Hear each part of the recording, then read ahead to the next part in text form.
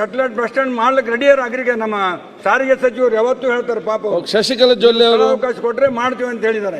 ಅದಕ್ಕೆ ದಯಮಾಡಿ ನೀವು 3ನೇ ಸಲ ಇನ್ನು 4ನೇ ಸಲ ಮಾತ್ರ ತಮ್ಮ ಮುಂದೆ ಕುಂದಿರ್ತೀನಿ. ಸರಿ, ಶಶಿಕಲಾ ಜೊಲ್ಲೆ ಅವರು ಆಗೋದಿಲ್ಲ, ನಮಗೆ ಅಲ್ಲಿ ಕಲಬುರಗಿ ಜನ ಬಿಡೋದಿಲ್ಲ ಅಲ್ಲಿ. ಓಕೆ. ಸನ್ಮಾನ್ಯ ಅಧ್ಯಕ್ಷರೇ, ಚುಕ್ಕೆ ಗುರುತಿನ ಸಂಖ್ಯೆ 69 ಲೋಕೋಪಯೋಗಿ ಸಚಿವರಲ್ಲಿ ಕೇಳಬಯಸ್ತೇನೆ. ಅಧ್ಯಕ್ಷರೇ, ಸನ್ಮಾನ್ಯ ಸದಸ್ಯರಿಗೆ ಉತ್ತರವನ್ನು ಒದಗಿಸಲಾಗಿದೆ. ಸನ್ಮಾನ್ಯ ಅಧ್ಯಕ್ಷರೇ, ಇವತ್ತು ನಾವು ಶಾಸಕರಾಗಿ 2 ವರ್ಷ ಆದರೂ ಕೂಡ ಇದು ಒಂದು ಪ್ರಶ್ನೆನ ನಾನು ಮೇಲಿಂದ ಮೇಲೆ ಪ್ರತಿಯೊಂದು ಅಧಿವೇಶನದಲ್ಲೂ ಕೂಡ ನಾನು ಕೇಳ್ತಾ ಇದ್ದೀನಿ ಅಧ್ಯಕ್ಷರೇ. ಪ್ರತಿಯೊಂದು ಅಧಿವೇಶನದಲ್ಲೂ ಕೂಡ ಈ ಕಾಮಗಾರಿಯನ್ನು ಪೂರ್ಣಗೊಳಿಸ್ತೀವಿ ಅಂತಕ್ಕಂಥ ಉತ್ತರ ಸಚಿವರಿಂದ ಬರ್ತಾ ಇದೆ. ಆದರೆ ಇದು ನಿಪ್ಪಾಣಿ ಕ್ಷೇತ್ರ ಗಡಿ ಭಾಗದಲ್ಲಿ ಇರ್ತಕ್ಕಂಥದ್ದು ಇರೋದ್ರಿಂದ ಮಹಾರಾಷ್ಟ್ರದಲ್ಲಿ ಮಳೆ ಬಿದ್ದರೆ ಫಸ್ಟ್ ನಮ್ಮ ನಿಪ್ಪಾಣಿ ಬ್ರಿಡ್ಜ್ಗಳು ಎಲ್ಲನೂ ಕೂಡ ಮುಳುಗಡೆ ಆಗ್ತವೆ ಅಧ್ಯಕ್ಷೆ.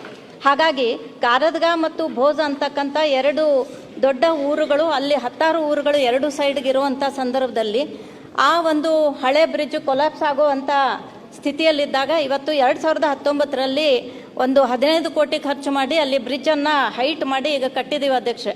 ಆದರೆ ಆ 2 ಬದಿಗಳಲ್ಲಿ ಅಪ್ರೋಚ್ ರೋಡ್ಗಳನ್ನು ಮಣ್ಣಿನ ಮುರುಮ್ ಹಾಕಿ ಆ ಅಪ್ರೋಚ್ ರೋಡ್ಗಳು ಮಾಡ್ತಕ್ಕಂಥ ಸಂದರ್ಭದಲ್ಲಿ ಮತ್ತೆ ಅಲ್ಲಿ ಫ್ಲಡ್ ಬಂದಾಗ ಅಲ್ಲಿ ಬ್ಯಾಕ್ ವಾಟರ್ ಎಲ್ಲನೂ ಕೂಡ ಊರಲ್ಲಿ ಹೋಗುವಂಥ ಸಂದರ್ಭ ಮತ್ತು ರೈತರ ಹೊಲಗಳಲ್ಲಿ ಹೋಗುವಂಥ ಸಂದರ್ಭ ಇದ್ದಾಗ ರೈತರೆಲ್ಲರೂ ಬಂದು ಸ್ಟ್ರೈಕ್ ಮಾಡಿದಾಗ ನಾನೇ ಸ್ವತಃ ಅಲ್ಲಿ ಹೋಗಿ ನೋಡಿದಾಗ ಅಧಿಕಾರಿಗಳನ್ನು ಕೂಡ ಕರ್ಕೊಂಡು ಹೋಗಿದ್ದೆ ಅಧ್ಯಕ್ಷರೇ.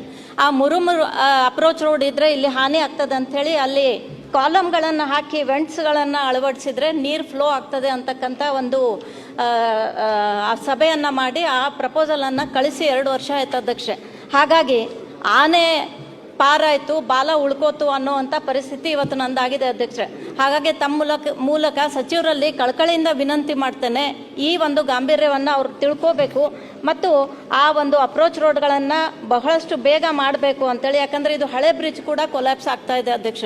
ಹಾಗಾಗಿ ಅಲ್ಲಿ ಬರ್ತಕ್ಕಂಥ ಜನರಿಗೆ ಓಡಾಡೋದು ಕೂಡ ಕಷ್ಟ ಆಗ್ತದೆ. ಹಾಗಾಗಿ ನಾನು ತಮ್ಮ ಮುಖಾಂತರ ಸಚಿವರಲ್ಲಿ ವಿನಂತಿಯನ್ನು ಮಾಡ್ಕೋತೇನೆ, ಎಷ್ಟು ದಿವಸದ ಒಳಗಡೆ ಇದನ್ನು ಕ್ಲಿಯರ್ ಮಾಡ್ತೀರಾ ಮತ್ತು ಎಷ್ಟು ನನಗೊಂದು ಡೆಡ್ಲೈನ್ ಕೊಟ್ಟರೆ ಅಷ್ಟರಲ್ಲಿ ಈ ಕಾಮಗಾರಿಗಳನ್ನು ಪೂರ್ತಿ ಮಾಡಿದರೆ ನಮ್ಮ ಜನತೆಗೆ ಭಾಳಷ್ಟು ಒಳ್ಳೆಯದಾಗ್ತದೆ ಅಧ್ಯಕ್ಷೆ.